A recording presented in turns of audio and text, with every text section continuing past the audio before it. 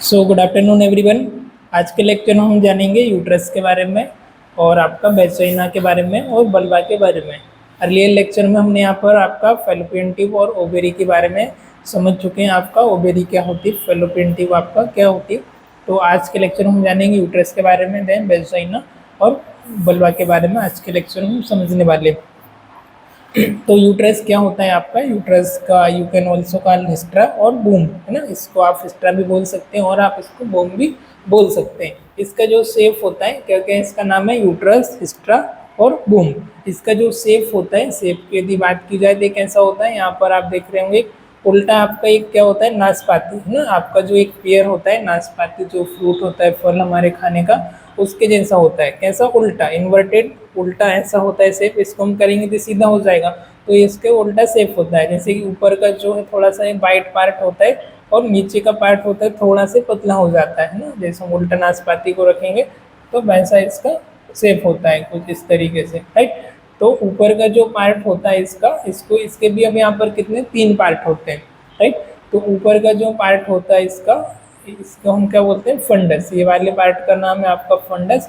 फिर इसका बीच वाला पार्ट आता है, जो इसका मेन पार्ट होता है, यहाँ पर आपका बेबी का डेवलपमेंट होता है। यहीं पर वो रीजन होता है जहाँ पर आपके माँ के गर्भाशय में, यूट्रस में बच्चे का डेवलपमेंट होता है। इस पार्ट्स को क्या बोलते हैं हम, बॉडी, है ना। नॉर्मल लैंग्वेज में हम बोलेंगे बॉडी और मेडिकल की लैंग्वेज में कॉर्पस, है ना, बॉडी या कार्पस। फिर इसका नीचे का जो रीजन आता है, थोड़ा सा आप नीचे की तरफ आओगे तो आपको थोड़ा सा सकड़ा हुआ दिख रहा है, ये होता है आपका सर्विक्स। ये आपकी क्लोजिंग होता है, एक पथवे होता है, एक माउथ होता है ना, जो कि एक क्लोज करके रखता है, होल्ड करके रखता है बेबी का जब डेवलपमेंट होता है तो उसको अंदर। तो ऐसे करके इसके कितने 3 पार्ट यहाँ पर होते हैं, फर्स्ट, सेकंड और थर्ड। ऊपर का जो पार्ट होता है वो होता है फंडस, बीच वाला पार्ट होता है बॉडी या कॉर्पस, और नीचे वाला जो एक पाथवे होता है, एक रास्ता होता है, वो होता है आपका सर्विक्स, जो कि आपका इसमें 2 ओस होते हैं, 2 इसमें ओपनिंग होती है। इंटरनल जो इसकी ओपनिंग होती है उसको हम बोलते हैं इंटरनल ओस। ओस मतलब ओपनिंग होना, एक छेद होना, ओस, है ना। ये होता है आपका इंटरनल ओस, ओ एस, ओस इंटरनल। और दूसरा ये ओस है, ये आपका एक्सटर्नल ओस, राइट। ओस का मीनिंग होता है एक ओपनिंग होना, एक छेद होना, राइट। तो इसको हम क्या बोलते हैं, ओस। अब हम बात करने वाले हैं, ओस तो हमारा हो गया। अब हम देखेंगे कि भाई इसके 3 पार्ट हो गए। ऐसे इसमें क्या होता है, 3 इसमें लेयर प्रेजेंट होती है। लेयर भी यहाँ पर कितनी होती है, 3 लेयर होती है। फर्स्ट जो आपकी लेयर होती है वो होती है पेरीमेट्रियम। पेरीमेट्रियम कौन सी लेयर होती है आपकी, रेड कलर की जो आप लाइनिंग दिख रही है आपकी आउटर लेयर होती है, आपकी बाहर वाली लेयर होती है। फिर आ जाती है आपकी मिडिल लेयर, जो कि आपकी ब्लैक वाली लेयर है, ये होती है आपकी मायोमेट्रियम, जो आपकी मिडिल लेयर होती है। और फिर आ जाता है आपका एंडोमेट्रियम। तो ऐसे करके आपकी 3 लेयर होती है। एंडोमेट्रियम इनर आपकी अंदर वाली लेयर होती है। तो कितनी यहाँ पर हमने 3 लेयर देखी, 3 लेयर आपकी यहाँ पर प्रेजेंट होती है।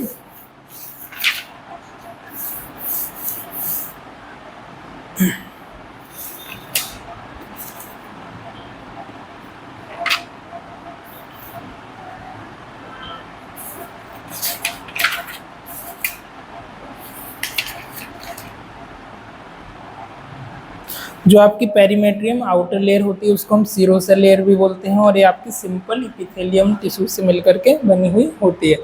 जो आउटर लेयर को हम क्या बोलते हैं, सीरोसा, और ये किससे मिलकर के बनी हुई होती है, simple स्क्यूमस epithelium.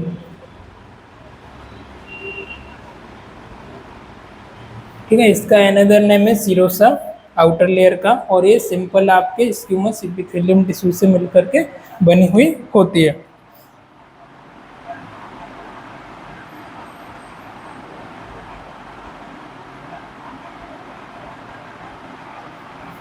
Simple स्क्यूमस epithelium tissue and areolar connective tissue.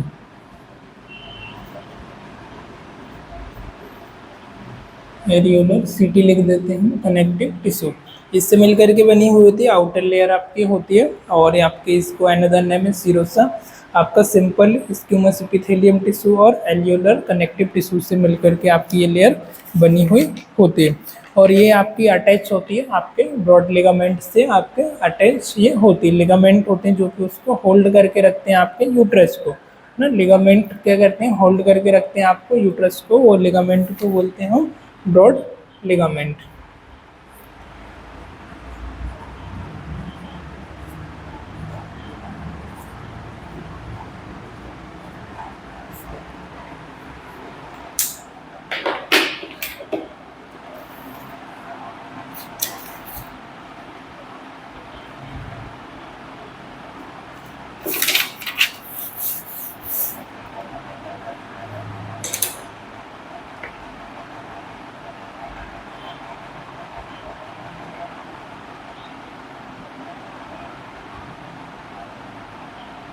फिर आती है आपकी myometrium layer, middle layer. Second layer आ जाती है आपकी, इधर लिख लेते हैं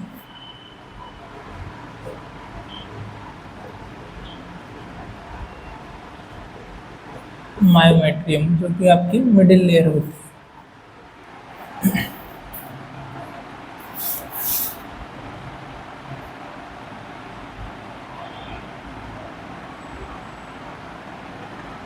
ये आपकी स्मूथ मसल्स फाइबर से मिलकर के बनी हुई होती है। उसके बाद आती है आपकी एंडोमेट्रियम लेयर, जो कि आपके कॉल्यूमनार सिंपल एपिथेलियम सेल से बनी हुई होती है। किससे? आपके smooth muscles fibre, smooth muscles fibre. फिर आ जाती है आपकी एंडोमेट्रियम।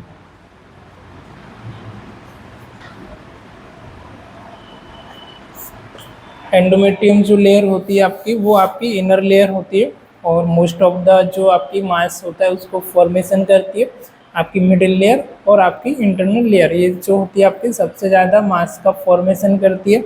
और दूसरी चीज़ आ जाती है इसमें, ये किससे? आपके सिंपल कॉल्यूमनर एपिथेलियम से मिलकर बनी हुई होती है। एंडोमेट्रियम सिंपल स्क्यूमस सिंपल कॉलुमनार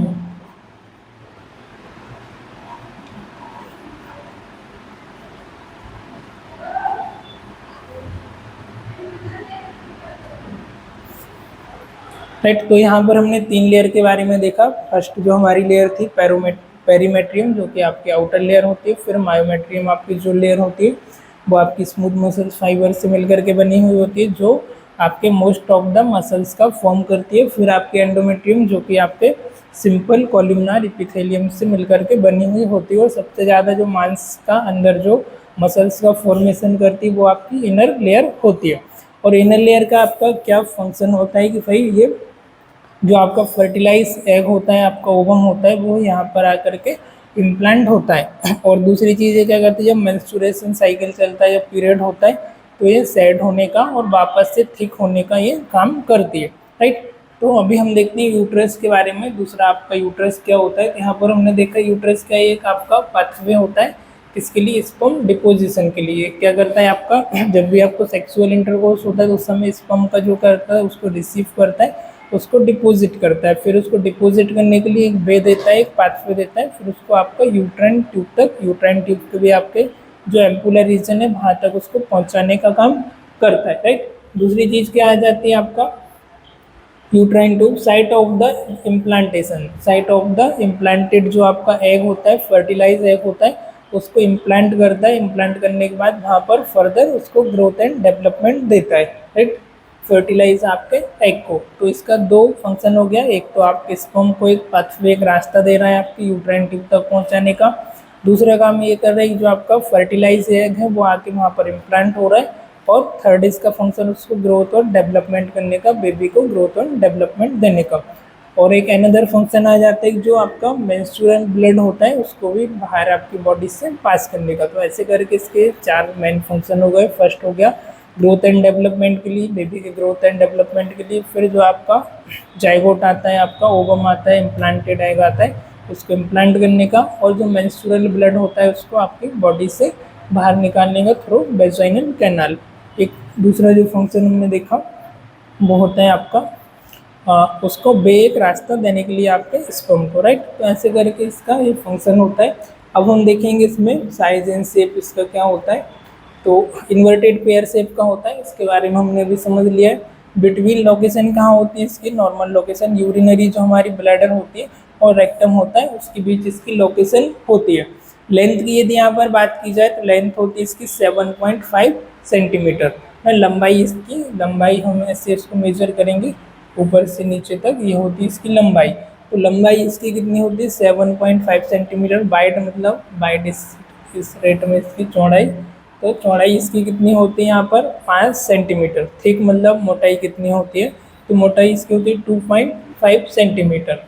अब ये तो हो गई आपकी नॉर्मल यूट्रस की बात, राइट। नॉर्मल रीजन में जब आपको प्रेगनेंसी कंसीव नहीं है तब, और तब आपको मीनोपॉज, मीनोपॉज मतलब जब आपको पीरियड चालू रहते हैं उस टाइम के पहले पहले, एट द एज जो आपकी 45 to 50, उस एज के पहले पहले की जो यहाँ पर एनाटोमिकली उन्होंने बताया ये रहता है।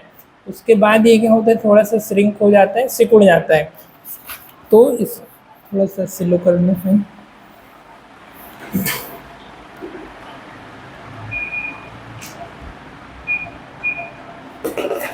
ठीक, तो ये क्या होता है, ये सिकुड़ जाता है, थोड़ा सा बाद में श्रिंक हो जाता है। इस टर्म को हम बोलते हैं एनाटॉमी में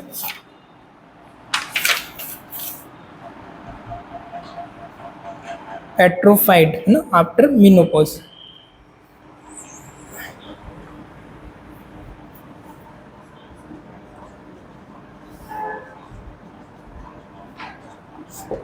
एट्रोफाइड, एट्रोफाइड मीन्स होता है जैसे आपका मीनोपॉज होता है, आपका मेंस्ट्रुअल साइकिल आपका स्टॉप हो जाते हैं 50 साल की एज के बाद, तब ये क्या होता है धीरे से आपका ये इसका साइज कम हो जाता है, सिकुड़ जाता है। इसको हम बोलते हैं एट्रोफाइड आफ्टर मीनोपॉज। क्यों? क्योंकि जो आपके सेक्स हार्मोन होते हैं, एस्ट्रोजन हो गया, प्रोजेस्टेरोन हो गया, ऑक्सीटोसिन हो गया, तो इनका लेवल भी धीरे धीरे करके कम हो जाता है। तो कम होने की वजह से जो आपका यूट्रस है उसका साइज भी आपका कम हो जाता है। उसके पहले जैसे कि हमारा प्यूबर्टी की एज रहती है आपकी 14 से 15 साल की जो एज रहती है, उस एज में क्या रहता है आपका जो यूट्रस का साइज रहता है, यहाँ पर हमने बताया 7.5 उसकी लेंथ रहती है, बाइट 5 सेंटीमीटर रहता है, थिक रहता है 2.5 सेंटीमीटर। और प्रेगनेंसी कंसीव होती है उसके बाद धीरे धीरे करके इसका साइज वो इंक्रीज होना शुरू हो जाता है, राइट।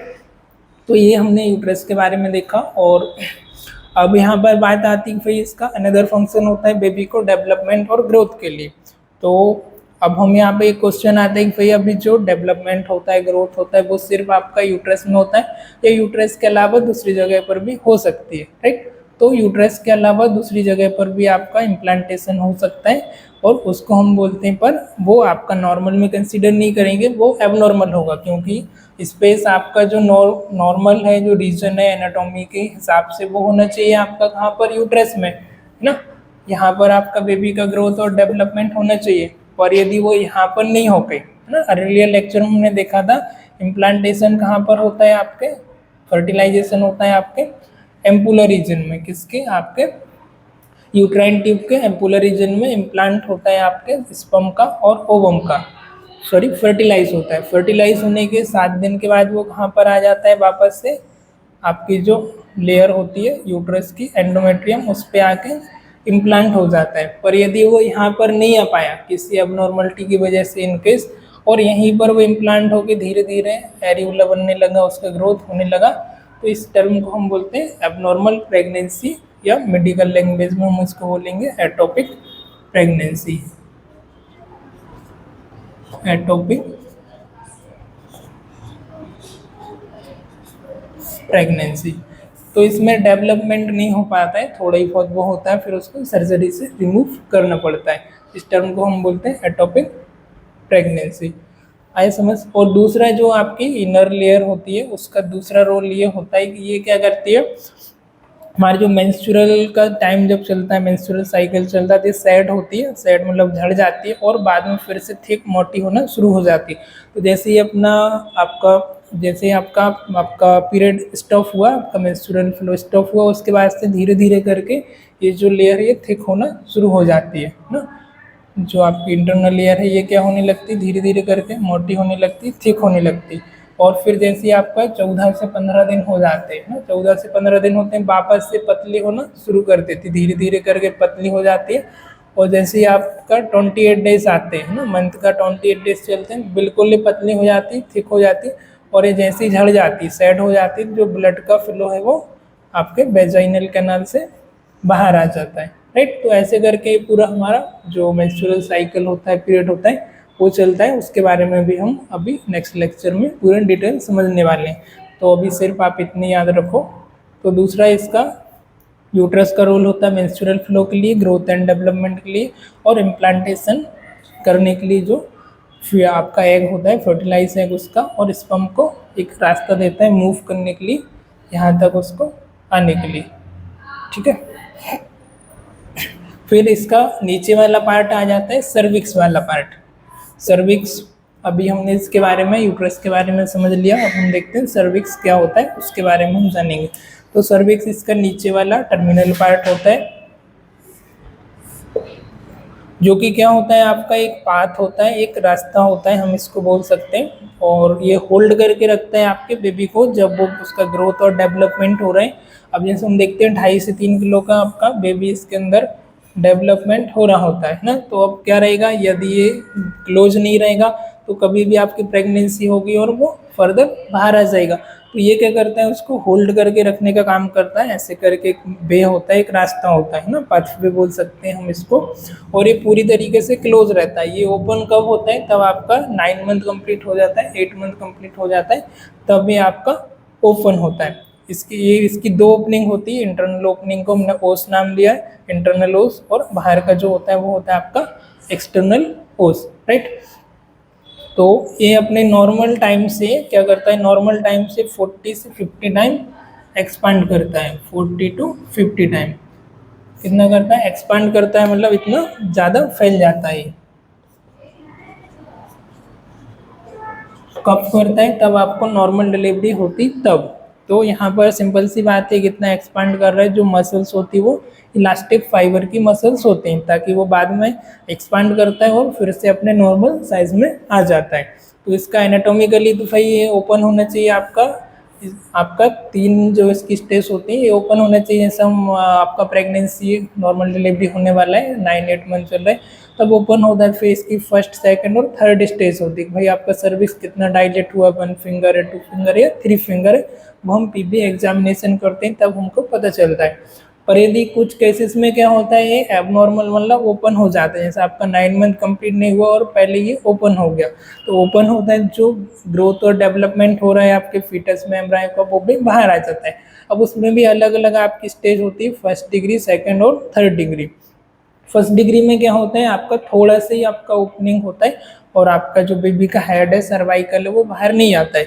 सेकेंड डिग्री में क्या होता है, उसका जो सर्वाइकल रीजन है, जो हेड है, वो आपकी जो वेजाइनल कैनाल है उसमें आ जाता है। और फोर्थ डिग्री में क्या होता है, उसका इधर से आपका कमर के नीचे का जो पूरे ही पार्ट मान के चलते हैं, वो आपकी बॉडी से बाहर आ जाते हैं। तो सेकेंड डिग्री तक या फर्स्ट तक है तो हम उसको वापस से ट्रीट कर सकते हैं, वापस से हम उसको सूचर करके या जो भी सर्जिकल प्रोसीजर उससे हम उसको फिक्स कर सकते हैं। पर यदि थर्ड डिग्री तक पूरा प्रोलैप्स हो गया तो फिर वापस से पॉसिबल नहीं हो पाता है, क्योंकि जो भी आर्टरीज वगैरह है, प्लेसेंटा वगैरह है, मसल्स से, वो सारी चीज़ें क्या होती है, रप्चर हो जाती है। तो फिर वो वापस से पॉसिबल नहीं होता है वही आपका यूट्रस में डेवलप हो और वही फर्दर कंटिन्यू हो पाए, राइट। तो इसकी भी हमने अलग अलग इसकी 3 स्टेज देखी। 3 स्टेज में आपके वेजाइनल कैनाल में कम्प्लीटली आपका यूट्रस है वो आउटसाइड, यूट्रस सॉरी आपका एम्ब्रायो आपका बाहर आ जाता है, राइट। तो ये टर्म को हम बोलते हैं यूट्राइन प्रोलैप्स। क्या बोलते हैं उसको मेडिकल लैंग्वेज में, यूट्राइन प्रोलैप्स। इधर का हो गया ना, ये हटा देते हैं।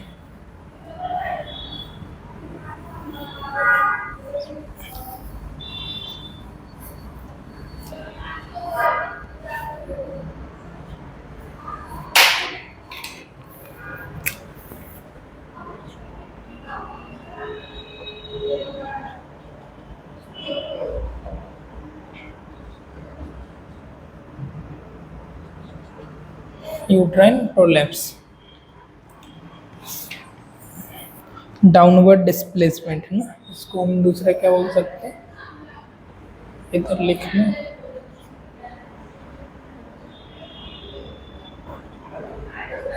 डाउनवर्ड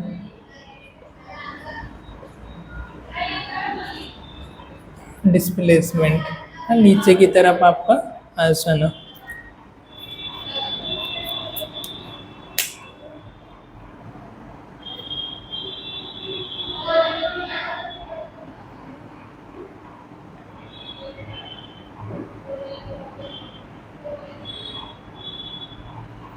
अभी किस रीजन की वजह से हो सकता है, किस कारण की वजह से हो सकता है, जैसे कि आपका जो आपका सपोर्टिंग लिगामेंट मतलब जो आपके यूट्रस को सपोर्ट कर रहे थे, उसको होल्ड करके रख रहे। लिगामेंट मीन्स एक हमने हालांकि पहले भी बताया, फिर एक रस्सियाँ टाइप की होती है उसको सपोर्ट करके रखती।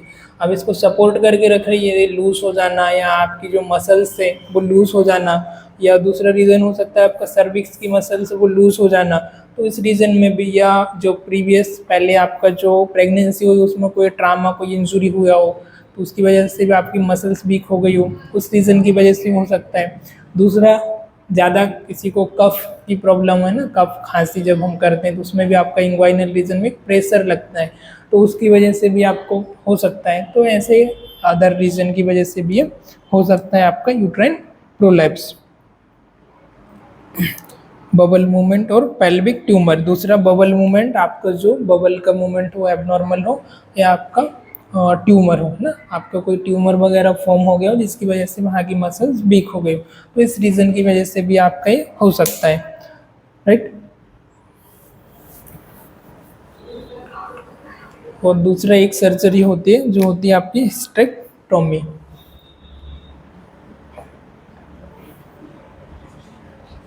हिस्टेक्टोमी, हिस्ट्रा मतलब क्या होता है, यूट्रस,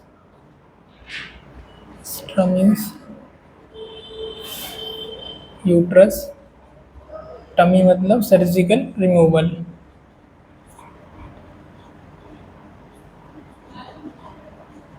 सर्जिकल रिमूवल, तो ये टोटल हो जाएगा surgical removal of uterus. Surgical removal of uterus is known as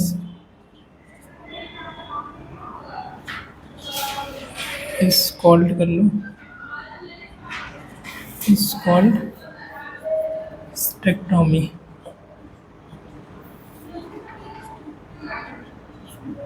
ठीक है, इसमें क्या होता है, हम सर्जरी करके और जो आपका यूट्रस होता है उसको बॉडी से बाहर कर देते हैं, उसको रिमूव कर देते हैं, है ना।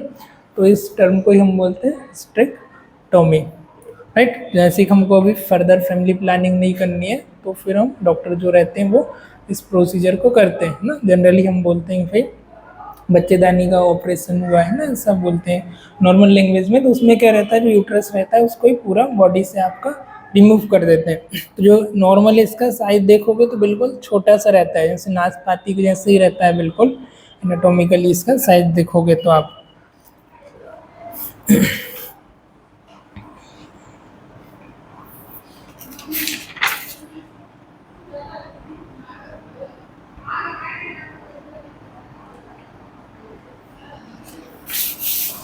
अब यहाँ पर क्या होती है, आपकी आर्टरीज का और वेंस का ब्लड सप्लाई होता है जो कि आपकी यूट्रस को सप्लाई करता है। और आपके जैसे आपकी रेडियल आर्टरी हो गई ना, एक्यूट आर्टरीज हो गई, स्पाइरल आर्टरीज हो गई, यूट्राइन आर्टरी हो गई, तो branch of the internal iliac artery, ये जो सब आर्टरी होती है आपकी यूट्राइन आर्टरी होती है, सब मिला करके क्या करती है, ब्रांच बनाती है, मेन आर्टरी बनाती है जो कि आपके यूट्रस को क्या करती है, ब्लड का सप्लाई करती है। तो वो आर्टरीज को हम क्या बोलते हैं, यूट्राइन आर्टरी। और वही यूट्राइन आर्टरी बाद में क्या करती है, आपका जो फीटस है उसकी जो अम्लाइकल होती है यहाँ पर हमारी, उससे जा कर के अटैच हो जाती है। और अटैच होने के बाद क्या करती है, जो बेबी का डेवलपमेंट हो रहा है अब भाई वो खुद से तो कर नहीं रहा है ना, वो अंदर है ना, वो खाना खा रहा है ना कुछ ले रहा, अब उसको भी ऑक्सीजन की ज़रूरत होती है, एनर्जी की ज़रूरत होती है, न्यूट्रिएंट की ज़रूरत होती है, उसका भी कार्डियक काम कर रहा है, थोड़ा बहुत हाथ पैर का मूवमेंट भी हो रहा है ना। तो ब्रेन का डेवलप, अलग अलग ऑर्गन का डेवलप हो रहा होता है, तो सबके लिए तो न्यूट्रिएंट प्रोटीन तो चाहिए ना उसको भी। तो वो जो सप्लाई होता है, वो जो मदर जो डाइट लेती है उससे उसको सप्लाई होता है, वो आर्टरी रहती है उसकी अम्लाइकस से कनेक्ट होती है, उसको हम यूट्राइन आर्टरी रहती है, वही बाद में अम्लाइकल कॉर्ड बन जाती है यूट्राइन आर्टरी। यूट्राइन आर्टरी ना, ये आपके अम्लाइकल कॉर्ड में कन्वर्ट हो जाती है बाद में, जो कि उसको न्यूट्रिएंट प्रोटीन विटामिन ऑक्सीजन ये सारी चीज़ें सप्लाई करती है। और उसके पहले क्या रहता है, एक पाउच लाइक स्ट्रक्चर रहती है ना, जैसे एक लेयर सिरोसा की लेयर प्रेजेंट होती है। जैसे अभी ये डेवलप हो रहा है तो इसके ऊपर एक लेयर प्रेजेंट रहती है। जैसे ये तो आपका डेवलपमेंट हो रहा है, पर इसके ऊपर एक और अलग से, जस्ट सपोज दैट ये बेबी है, और इसके ऊपर एक ये लेयर प्रेजेंट होती है सिरोसा की लेयर। और लेयर तो होती है, साथ ही साथ ये क्या करते हैं, एक फ्लूइड म्यूकस फ्लूइड होता है, तो उसके अंदर ये फ्लोटिंग करता रहता है, उसके अंदर तैरता है। अब आप बोलेंगे कि भाई फ्लूइड के अंदर तैर रहा है तो इसके नाक में पानी जाएगा, है ना। ऐसा इसलिए नहीं होता है क्योंकि उसके ऊपर एक लेयर रहती है, वो उसको प्रोटेक्ट करके रखती है ना, जैसे एक कवर रहता है ना, वैसे ही एक कवर करके रखती है वो उसको, ताकि वो, और सिर्फ आपकी आर्टरी कनेक्ट रहती है उससे, तो उसके अंदर जब भी डिलीवरी होती है देखा होगा तो वो एक प्रोटेक्ट करके रखती है। उसके अंदर जो फ्लूइड में तैर रहा है तो उसके बॉडी के अंदर फ्लूइड नहीं जाता है, सिर्फ वो उसमें फ्लोटिंग करता है, जिसको हम बोलते हैं म्यूकस फ्लूइड, जो कि आपका 20 से 60 ml डेली सीक्रेट होता है।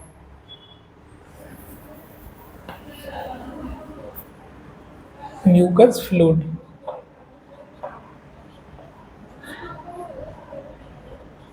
इसका अमाउंट होता है 20 to 60 ml पर डे, इतना डेली सीक्रेट होता है।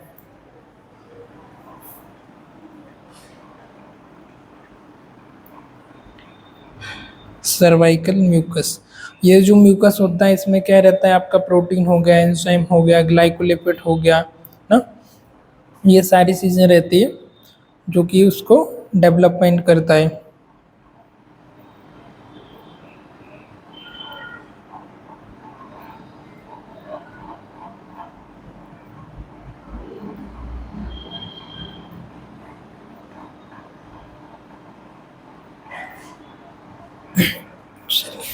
तो ये इस पार्ट में हमने अभी तक देखा यूट्रस के बारे में। यूट्रस आपका क्या होता है, एक आपका पियर शेप का ऑर्गन होता है, और जिसकी आपकी लेंथ होती है आपकी 7.5 सेंटीमीटर, वाइड होता है 5 सेंटीमीटर, और थिकनेस होती है इसकी 2.5 सेंटीमीटर ना। पियर शेप एक ऑर्गन होता है, और इसका फंक्शन होता है आपका आपका जो स्पर्म होता है उसको एक वे देने का, एक रास्ता देने का फैलोपियन ट्यूब तक जाने के लिए।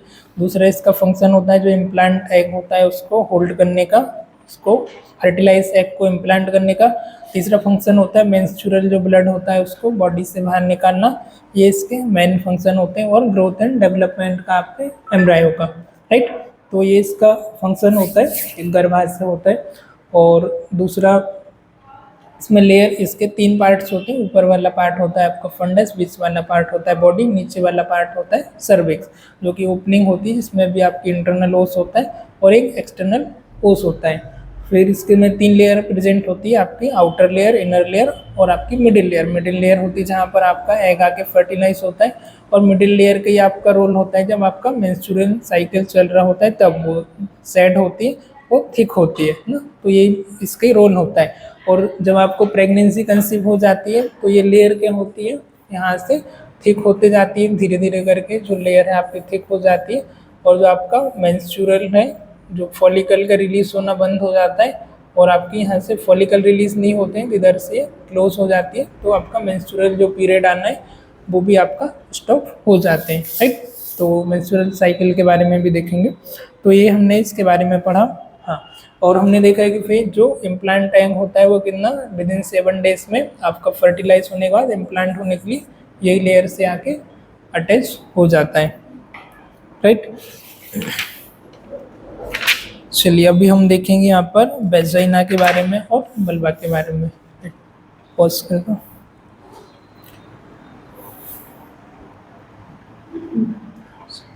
चलिए, तो अभी हम यहाँ पर देखने वाले हैं, अभी हमने यूट्रस के बारे में समझा, और now we are discuss about the anatomy of the vagina. हम वेजाइना के बारे में देखेंगे, फिर इसके बाद हम देखेंगे वल्वा के बारे में, वल्वा क्या होता है, राइट। तो वेजाइना की बात की जाए तो अबाउट कितना 10 सेंटीमीटर इसकी लेंथ होती है, और आपकी हाईली मस्कुलर एक आपका ऑर्गन होता है फीमेल रिप्रोडक्टिव सिस्टम का ना, जो कि आपके फाइब्रोमस्कुलर कैनाल होती है और आपकी जो म्यूकस मेम्ब्रेन होती है उससे लाइन करती है, और आपका यूट्रस का जो सर्विक्स होता है सर्विक्स के साथ अलाइन करती है। सर्विक्स का जो लास्ट टर्मिनल वाला पार्ट होता है वेजाइना के साथ आपका अटैच होता है, राइट। एक कैनाल होती है और ये ड्यूरिंग सेक्सुअल इंटरकोर्स जो आपका मेल का पीनस होता है उसको रिसीव करती है। दूसरा इसका ये फंक्शन होता है कि आपका जो मेंस्ट्रुअल का ब्लड फ्लो होता है उसको आपको आउटर इन्वायरमेंट में बाहर निकालती है। थर्ड इसका ये फंक्शन होता है कि जो बेबी होता है उसको आपको आउटर वर्ल्ड में मतलब प्रोपेल करती है ना, तो बेबी को बर्थ देने की ये कैनाल होती है। दूसरा आपका पेनिस को रिसीव करती है सेक्सुअल इंटरकोर्स के दौरान। थर्ड फंक्शन आ जाता है जो मेंस्ट्रुअल फ्लो का ब्लड होता है उसको बॉडी से बाहर निकालती है। फोर्थ इसका फंक्शन कह सकते हैं हम कि जो आपका स्पर्म होता है स्पर्म को क्या करती है एक्सेप्ट करती है, और स्पर्म को क्या करती है वे देती है, रास्ता देती है ताकि वो फैलोपियन ट्यूब अभी हमने देखा था उस तक पहुंच पाए, और वहाँ पहुंचने के बाद ये फर्टिलाइज करे, फर्टिलाइज के बाद में इम्प्लांटेशन हो और फिर इसका एम्ब्रायो बने, ग्रोथ और डेवलपमेंट हो। तो इसका ये बेसिक फंक्शन होता है। यहाँ का जो नेचर होता है वो इसका एसिडिक होता है। एसिडिक मतलब इसका पीएच होता है वो 7.5 के बिलो होता है ना, एसिडिक यहाँ का पीएच होता है। एसिडिक क्यों होता है, क्योंकि जो अभी बॉडी में जिधर भी हमारी ओपनिंग रहती है वहाँ से क्या होता है बैक्टीरिया वायरस का बॉडी के अंदर एंट्री करते हैं। जैसे आपका माउथ हो गया, ओरल ओपनिंग हो गया, नेजल हो गया, ईयर हो गया, आइस हो गई है ना, आपका आपका एनस हो गया, वेजाइना हो गई है ना। तो ये जिधर भी क्या रहता है बॉडी में ओपनिंग होती है, मतलब जिधर भी आपकी बॉडी में छेद होते हैं, छिद्र रहते हैं, वहाँ से क्या रहता है बैक्टीरिया वायरस इजिली बॉडी के अंदर इंसर्ट करेंगे, है ना। तो होता है क्या, जैसे अब हमको कफ कोल्ड हो जाता है जल्दी से किसी हम कॉन्टेक्ट में आए तो अपर रेस्पिरेटरी ट्रैक इन्फेक्शन हो गया, तो वहाँ से क्या करते हैं बैक्टीरिया वायरस इन्फेक्ट करते हैं। तो जो फीमेल में ज़्यादातर जो होता है वो UTI, urinary track infection, generally नाम सुना होगा। तो वहाँ का पीएच क्या रहता है एसिडिक रहता है। एसिडिक की वजह से क्या होता है बैक्टीरिया वायरस की वहाँ पर डिस्ट्रॉय कर देता है, वो ग्रोथ ना हो। पर जो आपका सीमन रहता है, तो सीमन का नेचर हमने देखा था अर्लियर लेक्चर में, मेल रिप्रोडक्टिव सिस्टम में एक एल्कलाइन इन नेचर का रहता है, और एल्कलाइन होने के बाद 15 से 20 मिनट में थोड़ा सा थिन हो जाता है, और थिन हो जाता है तो क्या करता है जो स्पर्म होता है उसके लिए मोटाइल प्रोवाइड करता है, और आपके पर स्पर्म के लिए और फॉरेन बॉडी के लिए तो आपका वेजाइना का पीएच है तो एसिडिक है, तो वो एक हार्मफुल होता है, नुकसानदायक होता है, आपके स्पर्म को डिस्ट्रॉय भी कर सकता है। पर क्यों नहीं करता, क्योंकि जो आपका सीमन होता है उसका पीएच होता है एल्कलाइन, तो वो उसको न्यूट्रल कर देता है, आगे उसको मोटाइल करने के लिए हेल्पफुल होता है। बाकी जो बैक्टीरिया वायरस को डिस्ट्रॉय करने के लिए वहाँ का जो पीएच होता है वो आपका एल्कलाइन एसिडिक इन नेचर का होता है। और इसकी जो लोकेशन होती है वो आपके रेक्टम और आपकी यूरिनरी ब्लैडर के बिटवीन में आपका लोकेशन होता है।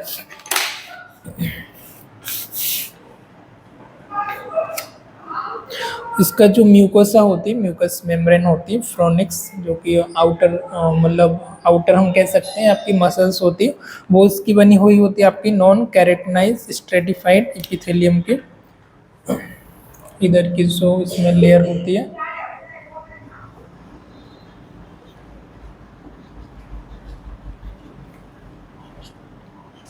नॉन कैरेटिनाइज्ड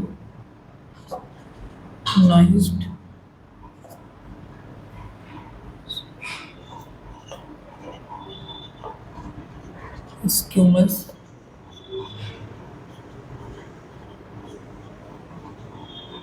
एपिथेलियम, और दूसरा areolar connective tissue. Connective tissue को हम सिटी लिख लेते हैं ना।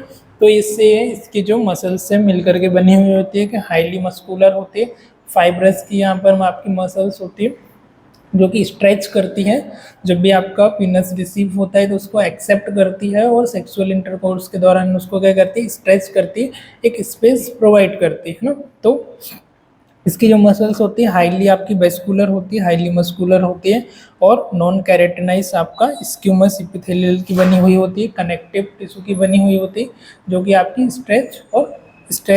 स्ट्रेच करती है ना, उसको स्पेस प्रोवाइड करती है, मस्कुलिन इन नेचर की होती है। अब यहाँ पर भी इसकी जो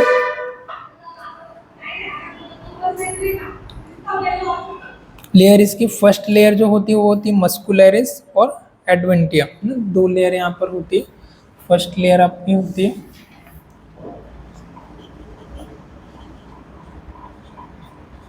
मस्कुलर,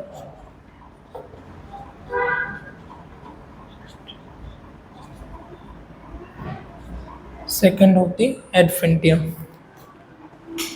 एडवेंटिटिया, सॉरी एडवेंटिटिया और मस्कुलर। मस्कुलर होती compose of the circular layer and inner longitudinal layer smooth muscles that can stretch considerably to accommodate the penis during the sexual intercourse और चाइल्ड बर्थ। जो muscular layer होती है आपकी inner, sorry आपकी outer layer होती है and compose outer circular layer and inner longitudinal layer. हाँ, inner और आपकी आउटर लेयर होती है जो कि आपकी मस्कुलर लेयर होती है और ये स्ट्रेच करती है ड्यूरिंग सेक्सुअल इंटरकोर्स, जब आपका पीनस रिसीव होता है तब, और दूसरा जब चाइल्ड को बर्थ देना होता है तब भी ये स्ट्रेच करती है। तो ये फाइबर्स की बनी हुई होती है, मस्कुलर फाइबर की। और टिश्यू की यदि बात की जाए तो नॉन कैरेटिनाइज स्क्यूमस टिश्यू और इपिथेलियम कनेक्टिव टिश्यू से मिलकर के बनी हुई होती है। राइट, दूसरी लेयर आ जाती है आपकी एडवेंटिया, है ना, the superficial layer of the vagina, जो कि आपकी सुपरफिशियल लेयर होती है, मतलब ऊपर की लेयर होती है। Consist of the areolar connective tissue, ये भी आपकी एरियोलर कनेक्टिव टिश्यू से मिलकर के बनी हुई होती है। Then consist of areolar connective tissue, it anchor the vagina adjacent organs such as urethra and urinary bladder anteriorly and the rectum and canal posteriorly। Anterior में क्या करती है आपका वेजाइनल ओपनिंग और आपका यूरेथ्रा को ये अटैच करने का काम करती है, उसको मेक करती है ना, वेजाइनल ओपनिंग और यूरिनरी ओरिफाइस। अब यहाँ पर भी यदि ओपनिंग में हमने मेल आपका रिप्रोडक्टिव सिस्टम में देखा था, आपका यूरिनरी ओपनिंग और आपका जो सीमन डिस्चार्ज होता है उसका एक ही ओपनिंग था, पर आपका फीमेल रिप्रोडक्टिव सिस्टम में क्या होता है, 2 ओपनिंग होती है। यूरेथ्रल ओपनिंग अलग होती है जो कि आप यहाँ पर देख रहे हैं, ये जो ओपनिंग होती है ये होती है आपकी यूरेथ्रा, यहाँ से आपका यूरिन बॉडी से बाहर आता है, यूरिन आपका बॉडी से पास होता है। फिर उसके थोड़े से जस्ट नीचे आएंगे आप, जो ओपनिंग होती है थोड़ी सी लार्ज होती है, जो हम बोलते हैं इसको वेजाइनल कैनाल या वेजाइनल ओपनिंग। उसके ऊपर होता है एक आपको डॉट टाइप का दिखेगा, वो होता है आपका कैप्सूल लाइक स्ट्रक्चर, जिसको हम बोलते हैं क्लिटोरियस, जो कि एक ऑर्गेनिज्म का सेंटर होता है फीमेल में। जैसे हमने मेल में देखा था ग्लैंस ऑफ पेनिस होता है, ऐसे ये फीमेल को क्या करता है, सेक्सुअल एक्टिविटी के लिए एक्साइटमेंट प्रोवाइड करता है, उसको स्टिमुलेट करता है, उत्तेजित करता है, जिसको हम बोलते हैं क्लिटोरियस, जो कि आपका सुपरफिशियल होता है और अलाइन करता है आपके प्यूबिक सिम्पैसिस को, प्यूबिक सिम्पैसिस के वहीं पर होता है। फिर थोड़ा सा नीचे आएंगे, यहाँ पर आपकी वेजाइनल ओपनिंग होती है, ऊपर वाला जो छेद होता है ओपनिंग, उसको हम बोलते हैं यूरेथ्रा। उसके बाद फिर थोड़ा सा नीचे आएंगे, मिडिल जो पार्ट होता है वो होती है आपकी वेजाइना। अभी हम इसके एक्सटर्नल जेनाइटिला में बल्वा के बारे में पढ़ेंगे कि इसमें कौन कौन सी लेयर होती है जो इसको सराउंड करती है। उसके फिर नीचे की तरफ प्यूबिक एनस होता है, राइट, जो कि आपकी ओपनिंग होती है स्टूल पास करने के लिए। अब हम आगे देखेंगे इसके बल्वा के बारे में। तो बल्वा क्या होता है आपका एक्सटर्नल जेनाइटिला हम इसको बोल सकते हैं, जो कि नॉर्मल आई से हमारा विजिबल होता है एक्सटर्नल, इसको हम दूसरा बल्वा और प्यूडेंडम भी हम इसको बोलते हैं, राइट। फर्स्ट इसका क्या नाम आ जाएगा, जो हमने इधर का स्ट्रक्चर लिया है इसका नाम इधर लिख लेते हैं, सॉरी बल्वा है,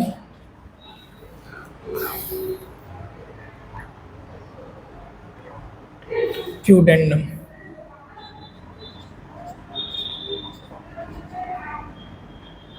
ठीक, इसको हम बोलते हैं बल्वा या प्यूडेंडम, जो कि आपके आउटर स्ट्रक्चर होती है पूरे स्ट्रक्चर को मिला के, है ना। External genitalia of the female term as vulva और प्यूडेंडम।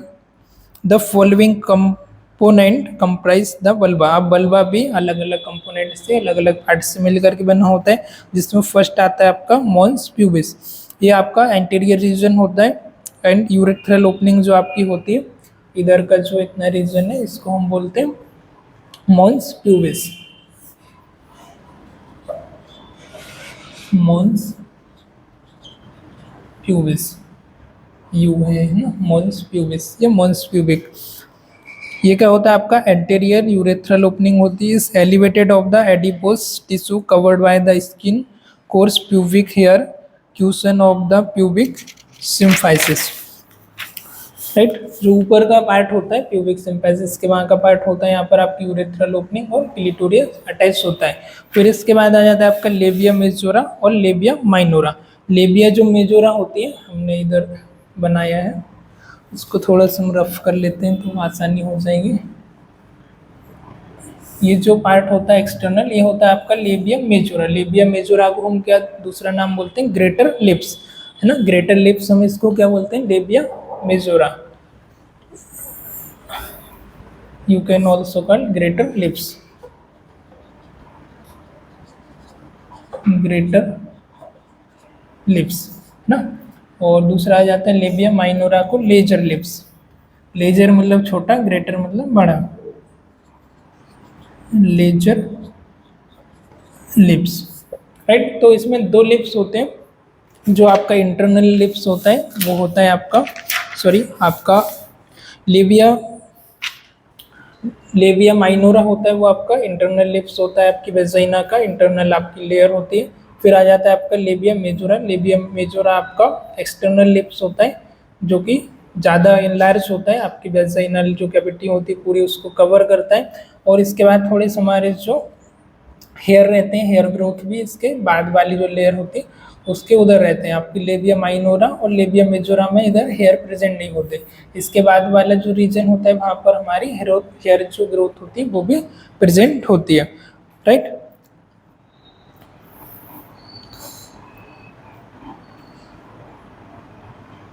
क्लिटोरस के बारे में मैंने बता ही दिया। क्लिटोरियस आपका फीमेल को स्टिमुलेट करने के लिए एक आपका कैप्सूल टाइप का स्ट्रक्चर होता है, जो कि आपके सुपरफिशियल ऊपर की तरफ एंटीरियर की तरफ होता है। उसके बाद आ जाता है आपका वेस्टिबुल। वेस्टिबुल क्या होता है, it is the region between the labia minora, within the vestibule are the hymen if still present, right. और जो आपकी वेजाइनल ओपनिंग होती है, लेबिया हमने यहाँ पर ये लिप्स लिया, फिर आपका ग्रेटर लिप्स हो गया।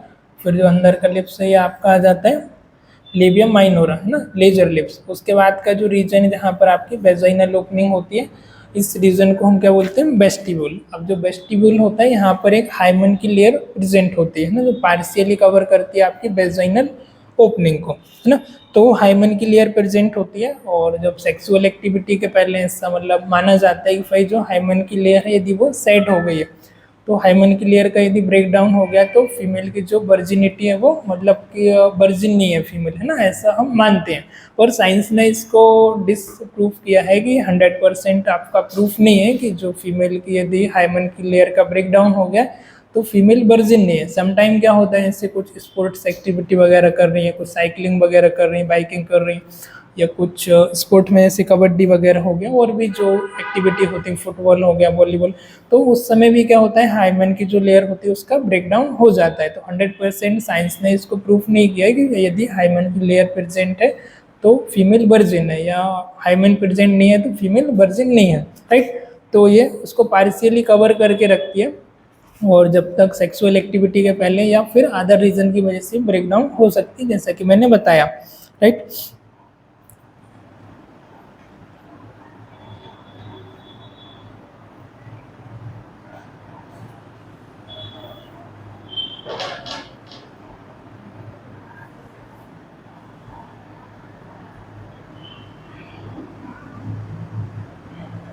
फिर आता है आपका बल्ब ऑफ द वेस्टिबुल। अब वेस्टिबुल के साथ साथ भी होता है bulb of the vestibule, consist of the two elongated mass erectile tissue that just deep in the labia on either side of the vaginal orifice. This bulb become elongated with the blood during the sexual arousal or narrowing vaginal orifice and placing pressure on the penis। अब ये जो vestibule होता है, bulb of vestibule,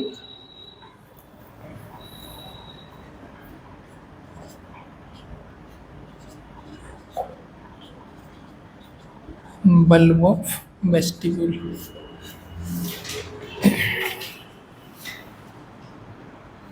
ये एक erectile tissue होता है। मतलब कि जो वेजाइना होती है, जैसे फीमेल में इरेक्टाइल होता है, मेल में, वैसे फीमेल में भी क्या होता है, एक इरेक्टाइल टिश्यू होता है, और जो कि कॉन्ट्रैक्ट नैरो होता है और कॉन्ट्रैक्ट होता है ड्यूरिंग सेक्सुअल इंटरकोर्स, राइट। तो इट्स ऑल अबाउट, हमने इसके बारे में जाना आपका वेजाइना के बारे में और बल्बा के बारे में। और यूट्रस के बारे में आज के लेक्चर में हमने समझा। फिर अगले लेक्चर में हम देखेंगे मेंस्ट्रुअल साइकिल के बारे में, फिर आपकी मेमोरी ग्लैंड के बारे में समझेंगे, ब्रेस्ट में जो आपकी ग्लैंड होती है उसके बारे में, राइट। तो आज के लेक्चर में इतनी, फिलहाल आपको इतना समझ आया होगा। एक बार हम इसको रिव्यू कर लेते हैं।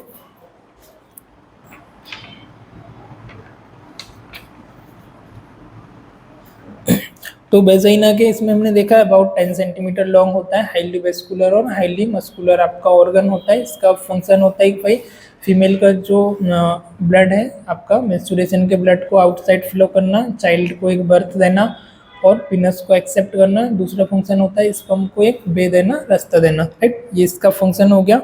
इसमें भी आपकी मस्कुलरिस आपकी लेयर होती है और एडवेंटिया आपकी लेयर यहाँ पर प्रेजेंट होती है। दूसरा हमने देखा हाइमन की लेयर प्रेजेंट होती है जो पार्शियली कवर करती है आपके वेजाइनल ओपनिंग को, वेस्टिबुल को। फिर एक्सटर्नल जेनाइटिलियम आ जाता है आपका लेबिया मेजोरा जो कि आपका लेजर लिप्स होता है। फिर आ जाता है लेबिया माइनोरा जो कि आपका लेबिया मेजोरा आपका ग्रेटर लिप्स होता है और लेबिया माइनोरा जो आपका लेजर लिप्स होता है। फिर क्लिटोरिस आ जाता है जो कि इरेक्टाइल टिश्यू होता है और आपका एक एक्साइटमेंट का एराउजल का आपका सेंटर होता है, राइट। उसके बाद आ जाता है वेस्टिबुल। वेस्टिबुल भी आपकी ओपनिंग होती है, आपकी लेबिया मेजोरा और माइनोरा के बीच की ओपनिंग होती है। और बल्बो वेस्टिबुल भी आपका ये एराउजल आपका टिश्यू होता है, इरेक्टाइल आपका टिश्यू होता है। तो ये सारी चीज़ें हमने इसके बारे में देखी। और यहाँ पर जो ग्लैंड प्रेजेंट होती है वो आती है आपके पैरा यूरेथ्रल ग्लैंड।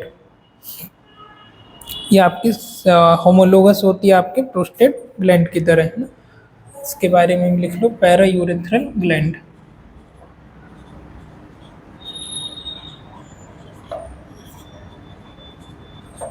चलिए, तो आई होप आज का लेक्चर सबको समझ आया होगा। यदि कोई डाउट है तो आप कमेंट बॉक्स में अपना कमेंट कर सकते हैं या व्हाट्सएप पे मैसेज भी कर सकते हैं। फिलहाल आज के लिए इतने ही। चलिए।